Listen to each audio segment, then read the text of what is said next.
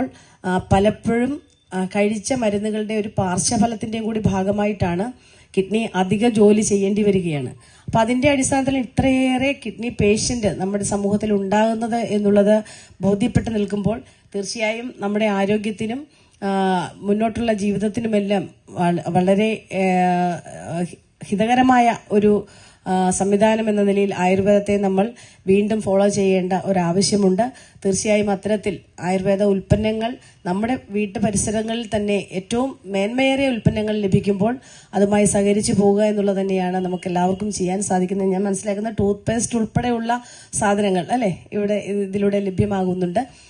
അതോടൊപ്പം തന്നെ ഈ കോവിഡ് വന്ന സമയത്ത് കോവിഡിന് ശേഷമുള്ള ആഫ്റ്റർ കോവിഡിന്റെ ചികിത്സകളിൽ ഏറ്റവും കൂടുതൽ ഇതിന്റെ പ്രോഡക്റ്റ് അത് ഈ ഓൺ അല്ലേ, ആ ഒരു പ്രോഡക്റ്റ് നമ്മുടെ ഈ രസായനം പോലെ ഒരു സംഭവമാണത്. അത് ഒട്ടേറെ ആരോട് ചോദിച്ചാലും അതിന്റെ ഒരു ആഫ്റ്റർ കോവിഡിന്റെ നമ്മുടെ ആരോഗ്യം വീണ്ടെടുക്കുന്നതിന് ആ ഒരു പ്രോഡക്റ്റ് ബെറ്റർ ആണ് എന്നുള്ളൊരു അഭിപ്രായം ഇങ്ങനെ പറഞ്ഞ് കേട്ടിരുന്നു.